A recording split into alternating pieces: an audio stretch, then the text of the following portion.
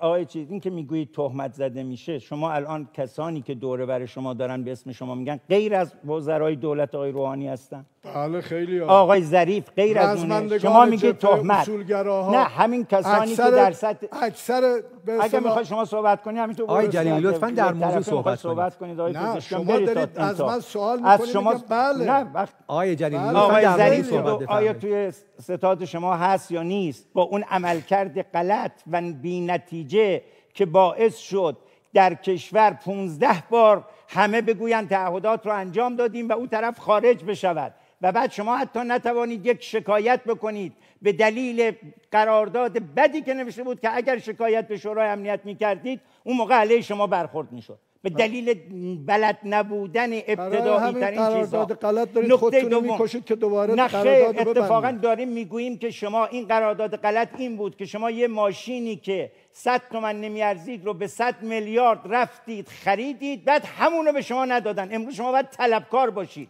نه اینکه بگید من دنبال میکنم که تو مجلس فشار بیارم به اتکای فشار بیرونی، از همین طلبم دست بردارید. این حرف شما بود. اما اینکه میگید تهمت نباید زد، آقای همین امروز پیش مردم دارید من میگم گفتگو میکنم شما میگید فشار شما میگویید که درباره این طرح قانون مجلس که اتفاقا یک قانون بسیار دقیقی بود، قانون راهبردی که حق ملت رو استیفا میکرد و مصوبه نماینده ملت بود و این رو به دولت قدرت میداد که بتونه با قدرت اونجا برخورد کنه. چرا نکردید تو این 3 سال؟ برای همین که او دقیقاً بحث ما اینه که وقتی که طرف مقابل در موضع زورگویی است، شما که رفتید 10 ها امتیاز دادید، شما رو که در موقع قدرتید من میگم چرا حل نکردید؟ به خاطر که از همچین امتیازاتی رو دیگه ما قائل نیستیم باید بدیم. نمیگیم ما باید همه امتیازات رو بدیم، اگه اون نشد بعد بگیم صبر راهبردی میکنیم، بعد میگیم او کاپ اخلاق رو نبرد ما کاپ اخلاق رو بردیم. ما میگیم اینا نگاه‌های واقع بینانه در سیاست خارجی نیست،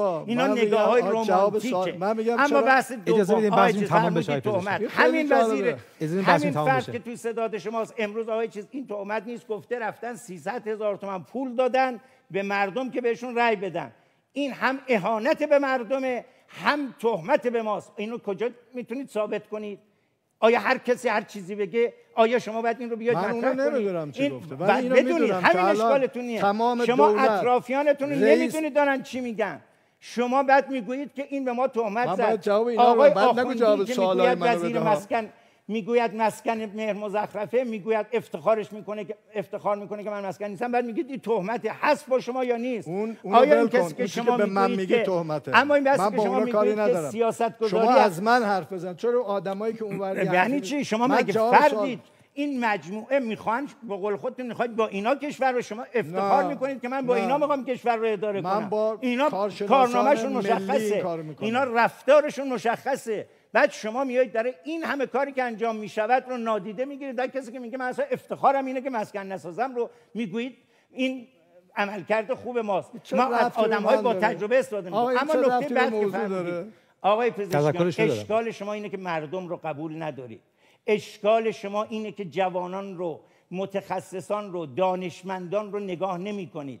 با یک کلمه دوست دارید یک ظرفیت بزرگ رو بذارید کنار. شما از یک طرف صحبت از اجماع می کنید، اما وقتی که هزاران جوان شما، مدیر شما فقط چون جزء حزب شما نیستن، چون با شما نیستن، میان نه یه روز 2 روز 10 سال کار میکنن، شما میگویید اینها دولت سایه درست کردن، اینا میگن هر چی ما بگیم باشه. این حرف شما بود یا نبود؟ این دولت سایه کیست؟ غیر از هزاران جوانی، دانشمندی، استادی که اومدن پای کار بودن و به یک جنبندی رسیدن. شما بله ممکنه بگید من این جنبندی رو قبول ندارم. آدمو تهمت میزنه، فردا سر مردم چه بلایی میاره.